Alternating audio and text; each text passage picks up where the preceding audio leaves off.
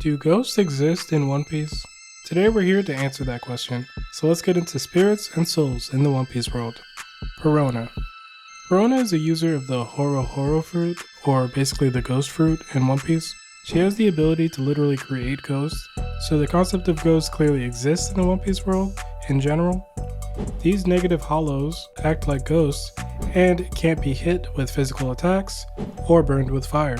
Perona also has the ability of turning herself into a quote-unquote ghost, although we see that this is actually closer to like astral projection, where she can have her astral body or soul leave her physical body, but her physical body is still in the place wherever she left it.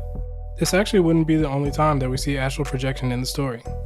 Ghost Kinemon. Kinemon was almost thought to be a ghost during Act 1 of Wano, when Law and Luffy go to meet up with the rest of the Wano squad. Law convinces Luffy that there are ghosts in the vicinity at the graveyard. Turns out that Kinemon just had a bad case of the shits, and so he was just kind of looking a little f***ed up. Shandian ancestors and holy white trees.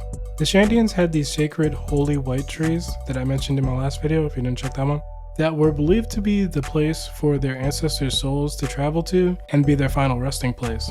However, these trees actually turned out to be rotted and infested with a deadly poison that would actually take out all the Shandians if they weren't cut down, which no one does in the flashback. So we'll have to take this portrayal with a grain of salt a bit.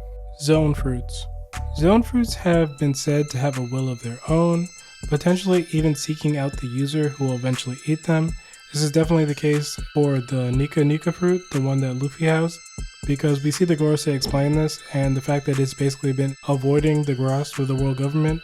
There's actually potential for all devil fruits to have some sort of soul, since they are actually able to reincarnate into other fruit upon a user's passing. Ships and Clobotermen. Ships have been shown to potentially have souls, quote unquote, as well. However, this case is a little bit different.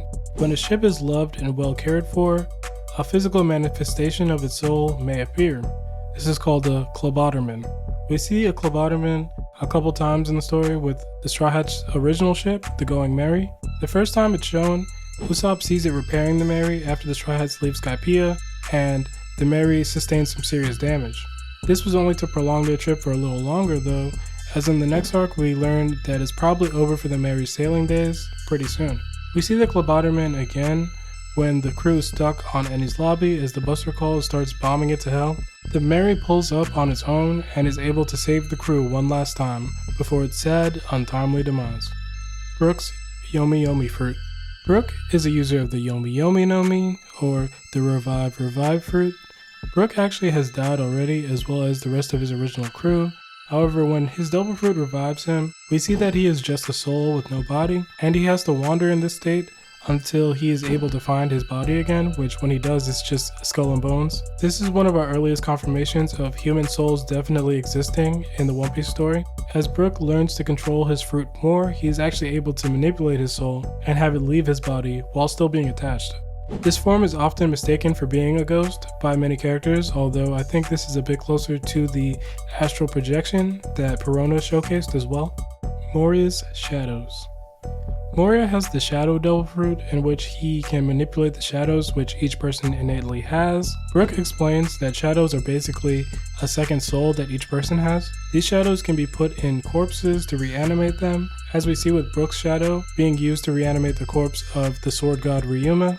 Moria uses this to reanimate several former famous pirates, including several former members of the infamous Rocks pirates. However, these shadows are the souls of the person the shadow was stolen from, and not the person being reanimated.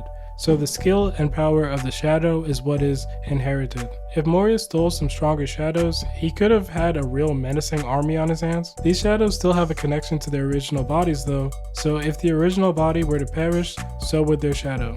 Bodies without shadow souls cannot survive in the sunlight, so they must remain in the shadows whenever it's daytime. Big Mom's Soul Fruit. Big Mom has the Soru Soru no Mi, or the Soul fruit, and has been using it since her childhood. This gives Big Mom the ability to manipulate the souls of herself and others. When she uses soul focus, she can extract the lifespan from the souls of those that fear her. On Totland, she actually takes pieces of every resident's lifespan as tribute to live in relative peace under her flag. These souls are redistributed into basically everything that exists, such as inanimate objects, plants, and food. However, these souls cannot be placed in corpses or other living things. Inherited will. Alright, let's talk about the true way that people continue to live on in the One Piece world, inherited will. Hiriluk. Dr. Hiriluk is one of the first examples of inherited will in One Piece and basically coined the term. Hiriluk is a doctor that had an incurable disease but wants to create a cure-all medicine in his limited time that he has left. On his deathbed, he explains the truth of when a man dies, only when they are forgotten. And that is the basis of inherited will. Even once the physical is gone, the passion and memory will carry on in the loved ones of the individual. The Will of D. I think the Will of D will be like the ultimate showing of inherited will, where those that bear the name D will be the ones who will carry on the will of the ancient kingdom. So, kinda in conclusion here, I don't think if Shanks or Garp dies that we're gonna get a power style ghost pop up and tell Luffy, hey little nigga, get your head in the game, but that their ideals would live on through Luffy or Kobe in Garp's case. So, do ghosts exist in One Piece? Technically, yes, because Perona literally has the ghost fruit, and also because the soul is everlasting and shown in various forms throughout the story, but the real importance is how the will carries on from generation to generation. Now, if you made it to this point in the video, you probably liked it, so make sure you like the video, and let me know your thoughts in the comment section down below, and sub for more content, and make sure you hit the notification bell because YouTube's been a little wonky lately. And if you want to know if devil fruits grow on trees, make sure you check out the video on the screen.